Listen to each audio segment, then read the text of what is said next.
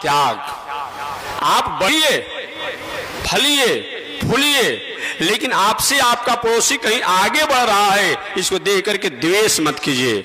और उसके बाद बताया गया लोभ, और कारण लोभ का त्याग कीजिए। लोभ तो होना चाहिए, खेती व्यापार नौकरी अध्ययन अध्यापन द्वारा लोभ करिए, लेकिन अनीति अन्याय द्वारा धन कमाने का कोशिश मत कीजिए, ये बताया गया है।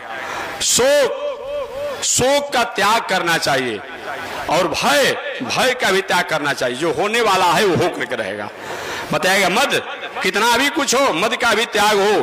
और मान अपमान जो है, ये भी जीवन की एक दिनचर्या मान लीजिए अपने आप में कि ये भी बहुत हमारे लिए लागू न हो, ये विचार करना चाहिए।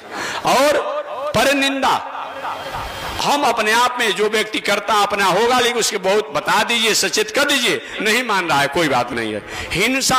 हिंसा का त्याग होना चाहिए, कपट का त्याग होना चाहिए।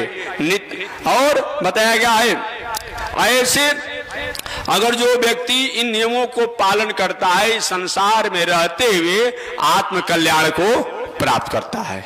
इस तरह नारद जी महाराज ने उपदेश दिया और कहा कि ऐसे नियमों को जो पालन करता है वो व्यक्ति गृहस्थ आश्रम में जो 6 प्रकार के सुख होता है, उन 6 प्रकार के सुखों का अधिकारी होता है।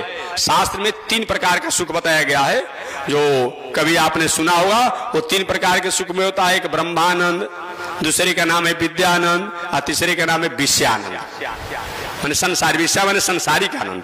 तो ब्रह्मानंद सुख का मतलब कि परमात्मा के स्थिति में अपने आप रहना, वो ब्रह्मानंद सुख है।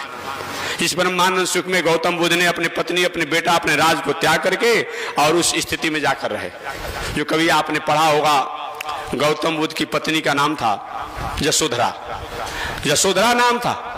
उसने कहा था जब गौतम बुद्ध अपनी पत्नी को, बेटा को, राज को छोड़ करके, परिवार को छोड़ करके, समाज को छोड़ करके जब घर से बाहर निकल गए, तो यशोधरा ने कहा था, सखी वे मुझसे कह कर जाते, पर चोरी चोरी गए, यही बड़ा व्याघात, सखी वे मुझसे कह कर जाते। अपने सहेलियों से कहती है कि अगर उनको जाना ही था तो हमसे कह कर जाते, तो मैं तिलक लगा देती, माला कर देती, अपने लगा देती, अपने आप में मैं आज्ञा देती, लेकिन पर चोरी चोरी गए, यही बड़ा व्याघात। लेकिन छुप कर चले गए, अपने आप में बिना हमें जनाए चले गए, यही मेरे लिए बहुत बड़ा कष्ट की बात है। ये अपने आप में ब्रह्मानंद है। दूसरा आनंद क्या है? विद्यानंद। बड़े बड़े विद्वान ज्ञानी लोग जो होते हैं, दुनिया से कोई मतलब ही नहीं है, अपने लिखने में, अपने पढ़ने में रात दिन उसी में रहते हैं, ये विद्यानंद है। ये भी एक आनंद होता है। और तीसरा संसारिक आनंद, जिसे कितनी बार मैं व्याख्या कर चुका हूं। संसारिक आनंद क्या है? संसारिक सुख क्या है? 6 प्रकार के सुख को संसारिक सुख कहा जाता है, जो कि मैं निवेदन किया हूं कि प्रसंग बस निवेदन करता हूं। अर्थागमो नित्यम रोगिता च प्रिया च भार्या प्रियवादनी च वश्यश्च पुत्र थकरे च विद्या षड्जीव लोकस्य सुखानि राजन। 6 गो गृहस्थ आश्रम में सुख होना चाहिए। जिसके पास 6 गो गृहस्थ आश्रम में सुख हो, वो सही माने में गृहस्थ आश्रम में सुखी है। और 6 गो सुख अगर गृहस्थ आश्रम में नहीं हो तो प्रयास करना चाहिए। अगर प्रयास करने पर भी नहीं हो रहा हो तो मानिए कि सही में शास्त्र से आप सुखी नहीं है। अब अपने अपने अनुसार जीवन में टैली कीजिएगा। केवल मैं श्लोक की व्याख्या करूंगा। अर्थागमो, रोज घर में धन संपत्ति, खेती व्यापार नौकरी अध्ययन अध्यापन द्वारा बढ़ना। 100 रुपया आपके पास हो, आपने खेती व्यापार नौकरी करके अगला दिन 105 रुपया होता है, शास्त्र से आप सुखी है। किसी के पास 1 लाख रुपया हो और रोज 100 रुपया कम हो रहा है, शास्त्र से वो दुखी है। अर्थागमो, रोज घर में धन संपत्ति का आगमन होना खेती व्यापार नौकरी के द्वारा एक गृहस्थ का प्रथम सुख है। अर्थागमो। नित्यम रोगिता च, आरोग्य रहना, निरोग रहना, स्वस्थ रहना, एक गृहस्थ आश्रम का दूसरा सुख है। अब कल भगवान श्री कृष्ण का जन्माष्टमी महामहोत्सव मनाया गया और भगवान के जन्म महोत्सव पर भले उस समय जब भगवान जन्म लिए होंगे, जब कहाँ जन्म लिए थे? कहाँ जन्म लिए थे? मथुरा में। हम गोकुल मत बता दीजिएगा, इसीलिए हमको पूछना पड़ा आप लोग से। हाँ, भगवान जन्म लिए मथुरा में और वहाँ पकवान की व्यवस्था थी जी। वो तो जल्दी जन्म लेते हुए अपने आप भगवान अपने आप वहां से जल्दी निकल गए। हालांकि भगवान निकलना नहीं चाहते थे। भागवत में लिखा हुआ है भगवान जब प्रकट हुए तमद्भुतम बालकम भुजेक्षरम चतुर्भुजम शंखदायुधायुधम श्रीवत्सलक्ष्मम गलशोभिकौस्तुभम पीताम्बरम सांद्र पयोदशो भगम।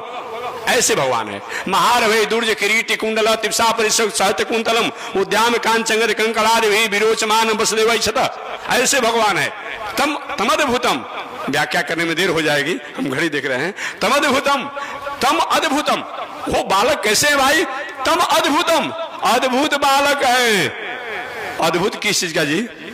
जन्म लेते ही कह के हे पिताजी, हे माताजी, अगर आप लोग को कंस से डर है, भय है, हमको भय नहीं है, हमारा क्या बिगाड़ लेंगे? इसलिए तो हम शंख चक्र लेकर के आए हैं कि मामा जी थोड़ा भी इधर उधर करेंगे बस चक्र छोड़ देंगे, समाप्त हो जाएंगे, गदा का प्रहार कर देंगे।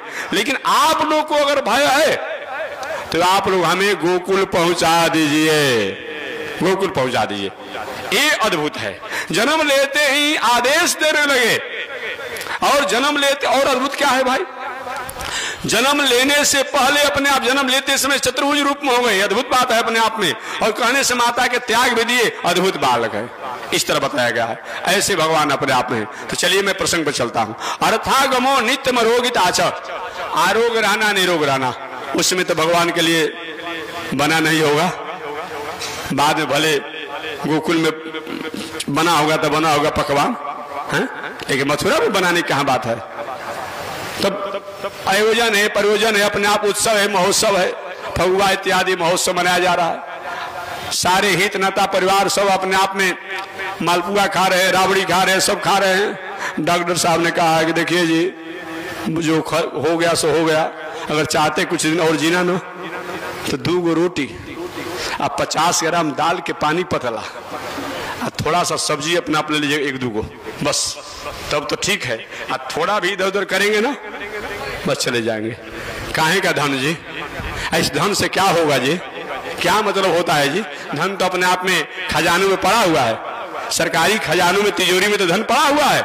उस धन से क्या मतलब जो हमारे कोई काम का नहीं? इसलिए गृहस्थ आश्रम का दूसरा सुख है आरोग्य रहना, निरोग रहना, ये दूसरा सुख है।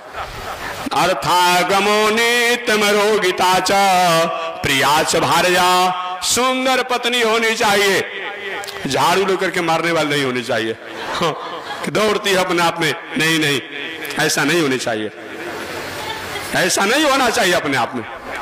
अर्थात देखिए, मैं बिहारी को बात कभी कभी कहता हूं, हम देखते हैं घटना, इसीलिए मैं कह देता हूं अपने आप में। तो ऐसी कुछ होगी माताएं जो कि अपने आप पति जन रोज झगड़ा करती होगी अपने आप में, अगर कहीं एक चटकन मारे तो ही 2 चटकन मार देंगे अपने आप में। एक हास्य में कथा कह करके मैं वाणी को विराम दे दूंगा। एक बार